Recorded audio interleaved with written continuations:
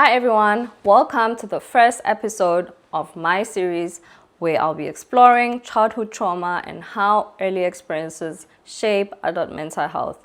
This series is inspired by the research that I did for my dissertation. It is my way of taking the research, the data, the science, the theories, and translating it into something relatable and meaningful. Because at the end of the day, childhood trauma isn't just an academic concept. It is something that affects real people and real lives. And here's why this series matters.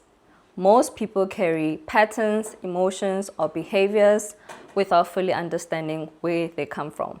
Maybe it's difficulty trusting others, constantly feeling on edge, shutting down during conflict, or struggling with self-worth. These experiences don't just appear out of nowhere. They often stem from experiences in childhood. And so this series will unpack those connections. This series is about giving people the language to describe the things they felt for years. It's about showing that trauma isn't just about dramatic events. Sometimes it's subtle experiences that shape a person the most. If you've ever been curious about how childhood trauma shape the adult brain and emotions, this series breaks it down clearly. Each episode builds on the last, and by the end of this series, you'll have a stronger understanding of how early experiences shape adult life and why these insights matter for anyone interested in human behavior, human development, or mental health. But before we begin, I just want to point out that I'm not a therapist or a mental health expert. I'm sharing this series from an academic and research perspective based on my studies. This video is for educational purposes and for anyone interested in learning more about childhood trauma and mental health. Childhood trauma is a term we often hear about, but it isn't always fully understood. It is more than just a difficult experience. It's about how those experiences shape the child's developing brain, their stress system, and the way they learn to understand themselves and the world. So today, we are starting right at the foundation of what childhood trauma actually is, how researchers define it, and how early experiences can have such long-lasting effects on a person's overall well-being. But here's the part that people often miss. Trauma isn't defined only by the event, but by how the child felt during the event. Two children can go through the same situation and be affected by it completely differently, depending on their support system or their sense of safety. Now, let's get into the types of experiences that can be traumatic. Firstly, abuse. This includes physical, emotional, or sexual harm. Neglect. This is where basic physical or emotional needs aren't met. Household dysfunction. This includes exposure to violence or substance abuse. Loss or separation. Community trauma, including bullying and discrimination. So, why does childhood trauma matter? Why does this topic matter actually?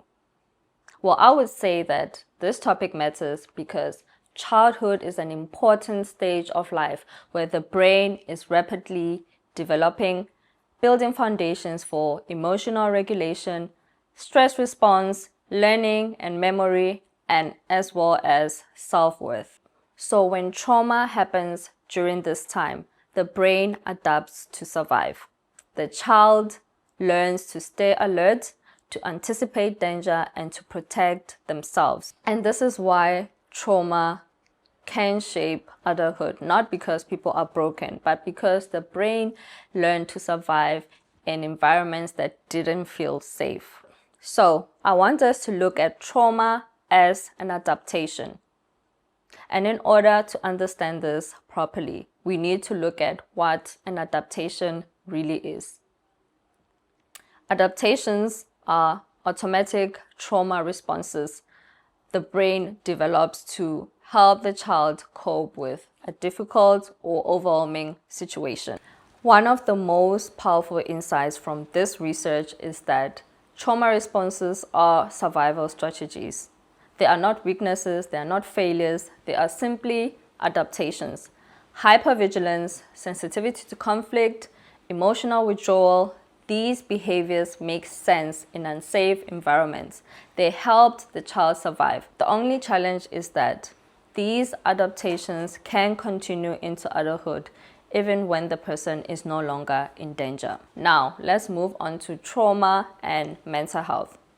Based on my research, there was a strong association between early adversity and adult mental health outcomes, especially depression, anxiety, and PTSD. However, this doesn't mean that everyone who has experienced childhood trauma will struggle later in life. People are incredibly resilient, but going through difficult experiences early in life does increase the chances of facing certain challenges as an adult. And so recognizing that connection helps make sense of why certain patterns, behaviors, or emotions continue to show up in adulthood even long after those experiences have passed. The message I want to leave with you is this: the brain can heal, it can grow new connections, it can learn new patterns, and it can recover.